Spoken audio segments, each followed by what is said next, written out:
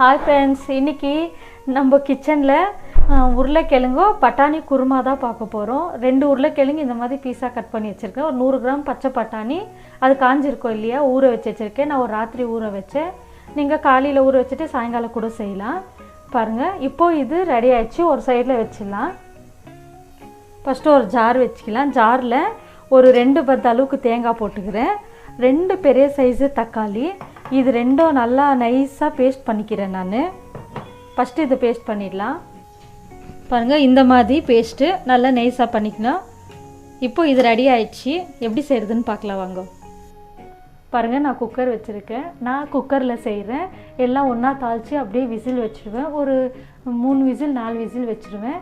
நீங்கள் கடாயில் செய்கிறதா இருந்தால் ஃபஸ்ட்டு உருளைக்கிழங்கோ பட்டாணியோ ஒரு 3 விசில் வச்சுருங்க. வச்சுட்டு அப்புறமேல்ட்டு கடாயில் தாளித்து கொதிக்க வைங்க. நான் குக்கரில் செய்கிறதுனாலேருந்து வேக வைக்கல, எல்லாமே அப்படியே தாளிக்க போகிறேன். ஃபஸ்ட்டு ஒரு குக்கர் வச்சுக்கிறேன். குக்கர் காஞ்ச உடனே ஒரு 2 டேபிள் ஸ்பூன் அளவுக்கு எண்ணெய் ஊற்றுறேன். எண்ணெய் காஞ்ச உடனே 2 துண்டு பட்டை, 2 காம்பு, கொஞ்சமாக சோம்பு, ஒரு கொத்தளவுக்கு கருவேப்பிலை எல்லாம் சேர்த்துடுவேன்.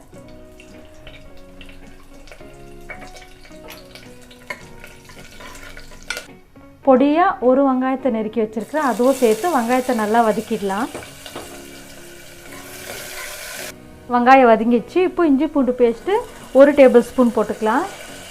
போட்டுட்டு அது நல்லா வதக்கிடலாம். இஞ்சி பூண்டு பேஸ்ட்டும் ஆயிடுச்சு. இப்போ இதில் மிளகாத்தூள் தனியாத்தூள் எல்லாம் சேர்த்துக்கலாம். பாருங்கள், கொஞ்சமாக மஞ்சள்தூள், ஒரு 1/2 டேபிள் ஸ்பூனு வெறும் மிளகாத்தூள் சேர்த்துருக்கேன் நான். அப்போ தான் அது கலர் நல்லாயிருக்கும். 1 டேபிள் ஸ்பூன் அளவுக்கு தனியா பவுட்ரு, ஒரு 1/4 டேபிள் ஸ்பூன் அளவுக்கு கரம் மசாலா. ஏன்னா பட்டை லவங்கு போட்டிருக்கிறதுனால கரம் மசாலா கம்மியாக சேர்த்துக்கோங்க. இப்போது இது எல்லாத்தையும் ஒரு வாட்டி வதக்கிடலாம். இது ஒரு 2 செகண்டில் ஆகிடும். பாருங்கள், இதை இந்த மாதிரி வதக்கிட்டு நம்ம அரைச்சி வச்சுருந்தோம்ல பேஸ்ட்டு, அந்த பேஸ்ட்டு இதில் சேர்த்துக்கலாம்.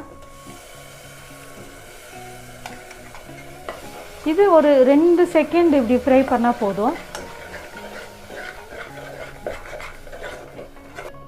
இதுவும் வதக்கிட்டோம். இப்போ நம்ம எடுத்து வச்சுருந்த பட்டாணி உருளைக்கிழங்கு சேர்த்துக்கலாம். சேர்த்துட்டு அப்படியே சால்ட்டு போட்டுக்கலாம். தேவையான அளவு சால்ட் போட்டுக்கோங்க. நான் கல் உப்பு தான் யூஸ் பண்ணுறேன். பாருங்கள், எல்லாம் ஒரு வாட்டி இப்படி திருப்பியாச்சு. இப்போது நம்மளுக்கு எவ்வளோ திக்காக வேணுமோ அவ்வளோ திக்காக தண்ணி ஊற்றிக்கலாம்.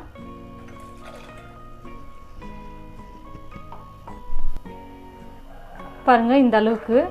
நான் ரைஸுக்கு சப்பாத்திக்கு 2க்கும் சேர்த்து செய்கிறேன், அதனால் கொஞ்சம் தண்ணி பண்ணியிருக்கேன். நீங்கள் வெறும் சப்பாத்திக்குன்னா கெட்டியாக பண்ணிக்கோங்க.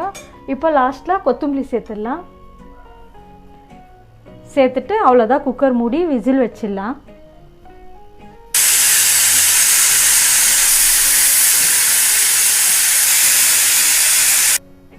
பாருங்கள், குருமா ரெடி ஆயிடுச்சு. 4 விசில் வச்சுருக்கிறேன் நான். பாருங்கள், எண்ணெயெல்லாம் நல்லா மேலே மெதிக்கிருக்கு. ரொம்ப நல்லா வந்திருக்கு. காயெல்லாம் கூட வெந்துட்டுருக்கு. உருளைக்கிழங்கெல்லாம் நீங்கள் ஒரு வாட்டி செக் பண்ணிக்கோங்க. வேகலைன்னா மறுபடியும் விசில் வச்சுக்கலாம்.